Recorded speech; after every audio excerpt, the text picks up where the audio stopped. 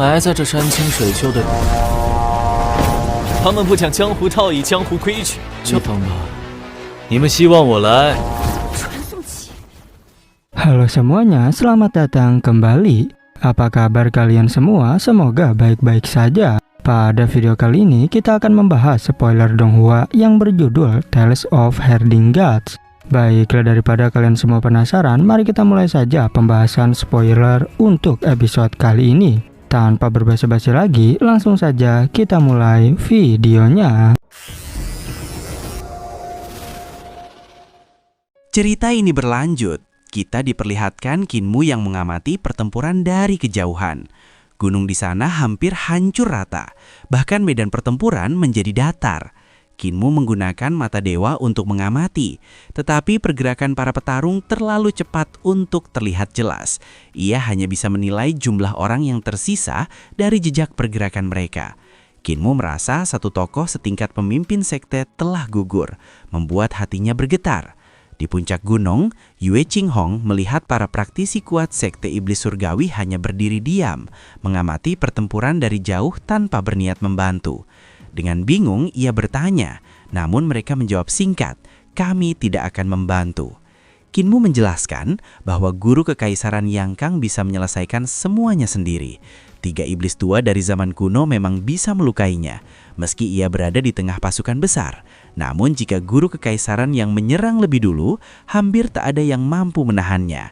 Tugas sekte iblis surgawi hanyalah menciptakan kesempatan.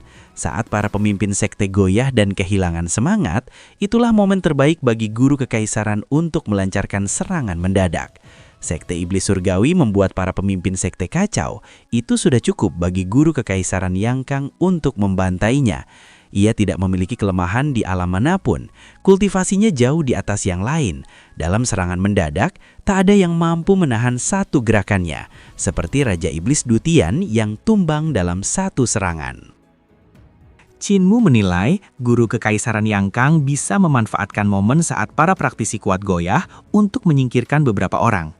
Seberapa banyak yang terluka tergantung pada kemampuannya sendiri. Meski pertempuran ini sangat dahsyat, hanya sedikit orang yang mampu membaca situasi. Dari ratusan yang hadir, kemungkinan hanya para penjaga kiri dan kanan yang benar-benar memahami setiap gerakan di medan perang. Meski ada ratusan kepala aula, hanya sedikit yang bisa melihat pertempuran dengan jelas. Qinmu menatap medan perang, namun ia hanya melihat bayangan cepat dan cahaya seni ilahi serta pedang. Setiap cahaya yang padam menandakan satu praktisi kuat tewas. Kini tersisa 8 orang. Selain guru kekaisaran Yang Kang, masih ada 7 lainnya. Qinmu hanya melihat cahaya seperti dewa, tanpa tahu siapa mereka. Ia pun bertanya dalam hati apakah bisa membangkitkan mata langit biru, agar tidak kehilangan kesempatan. Qinmu mengalirkan chi vital ke matanya untuk membentuk mata langit biru. Saat itu matanya sudah memiliki 3 lapisan pupil. Jika lapisan keempat terbentuk, penglihatannya akan meningkat. Tiba-tiba, sesuatu yang lain ikut masuk ke matanya bersama chi vital. Qinmu terkejut saat medan perang mendadak terlihat sangat jelas, meski ia belum membentuk mata langit biru. Ia sadar ada mata lain di dalam matanya. Rasa dingin menjalar di punggungnya.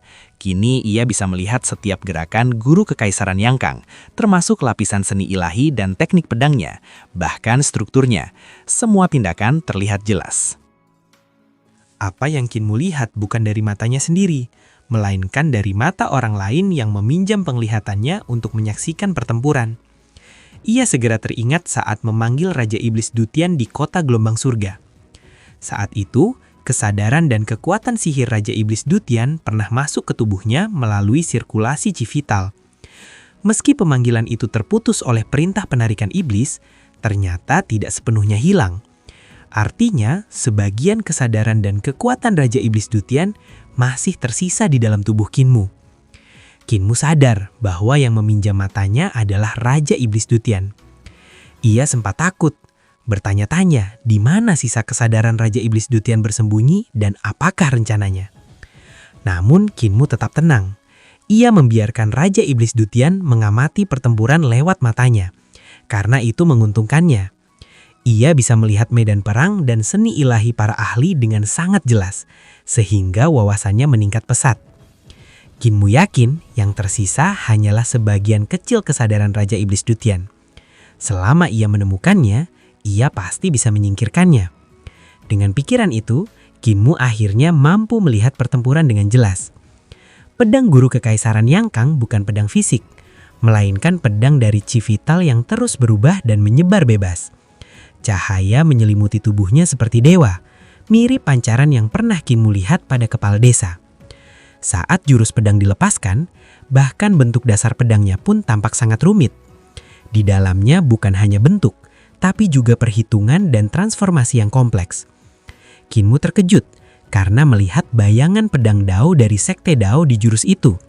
Perhitungan tingkat tinggi, seperti yin dan yang datang dan pergi dalam dua mode, yang hanya bisa dicapai dengan kanon misteri tertinggi. Yin dan yang datang dan pergi. Dua mode mencapai kekuatan puncak lewat perhitungan tanpa batas. Untuk tingkat lebih tinggi, perhitungan harus sampai detail Sukong dan Qingjing. Kinmu menyadari guru kekaisaran Yangkang punya kemampuan matematika yang sangat dalam. Lawan guru kekaisaran Yangkang adalah 3 tetua zaman kuno, guru miskin, pengembara Li, dan Tian Zhenjun. Mereka tampak seperti dewa kuno dengan teknik masing-masing. Senjata guru miskin mirip cambuk berbulu panjang. Pengembara Li adalah ahli pedang dengan jurus rumit, namun tetap kalah tingkat, dan sudah tertinggal zaman dibanding jurus pedang guru kekaisaran Yangkang. Meski usianya sudah tua, Tuan Sejati Tian tetap bertarung. Ia memurnikan serangga berbisa menjadi berbagai naga aneh. Namun semuanya ditebas satu persatu oleh pedang guru kekaisaran Yangkang. Kinmu menilai Tian Zhenjun tak akan bertahan lama. Selain mereka, masih ada 4 orang lain.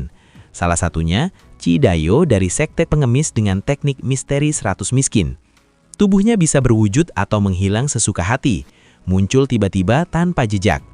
Teknik ini sangat unik karena membuatnya seolah tidak memiliki apapun. Yang lain yang masih hidup adalah guru spiritual Dao Quan yang paling lemah di antara mereka. Entah ia bertahan karena kemampuannya sendiri atau karena guru kekaisaran Yangkang tidak menganggapnya ancaman. Yang ketiga adalah Yang Mulia Zikong dari Biara Kekuatan Agung. Meski memiliki mudra dan formasi yang kuat, ia sudah penuh luka dan kekuatannya menipis di bawah pedang guru kekaisaran Yangkang. Yang keempat adalah pria bertopeng perunggu. Serangannya paling dahsyat dan membingungkan. Ia menggunakan sihir ilahi yang memunculkan bayangan 9 naga, menyerbu dengan kekuatan besar. Pria bertopeng perunggu mengendalikan 9 naga dengan transformasi luar biasa. Setiap naga memuat seni ilahi ofensif dan defensif, menguasai api, air, serta yin dan yang. Serangan, pertahanan, hingga pemurnian bisa ia ubah sesuka hati. Bahkan naga-naga itu hampir berwujud fisik. Ini adalah teknik Raja 9 Naga, teknik rahasia keluarga Ling milik kaisar, yang hanya bisa dikuasai garis darah kekaisaran. Jelas pria itu anggota keluarga kerajaan tingkat tinggi. Meski serangannya sangat dahsyat, guru kekaisaran Yangkang tidak membunuhnya. Kinmu pun terkejut dan bertanya-tanya, siapakah sebenarnya orang ini? Kinmu merasakan sesuatu dan menoleh ke barat. Ia melihat penampakan Gunung Meru melintas cepat, bukan gunung fisik, melainkan wujud dari aura para biksu. Setiap puncak adalah biksu dalam berbagai pose. Di puncak tertinggi, berdiri patung Buddha emas dengan ribuan sinar di belakang kepalanya. Kinmu terkejut, biara petir agung telah tiba, dipimpin langsung oleh Buddha Rulai Tua, bersama para penjaga, bodhisatwa, dan arhat. Ia pun bertanya-tanya apa tujuan mereka datang ke sini. Saat itu guru kekaisaran Yangkang juga merasakan sesuatu lalu langsung menyerang, membunuh Yang Mulia Zikong dalam satu tebasan. Para praktisi sekte iblis surgawi menoleh ke atas melihat Gunung Meru melayang. Mereka mengejek para pendatang dengan sebutan keledai botak. Dan biksu Yun Kue terpaksa ikut mengejek meski ia biksu. Di langit, para penjaga, bodhisatwa dan arhat di Gunung Meru menatap ke bawah dan menyebut mereka makhluk jalan iblis. Kinmu merasa canggung, hubungan sekte iblis surgawi dan biara petir agung jelas sedang tegang. Dan pada akhirnya, spoiler untuk episode kali ini pun bersambung. Oke, cukup sekian untuk video kali ini dan sampai jumpa di video berikutnya.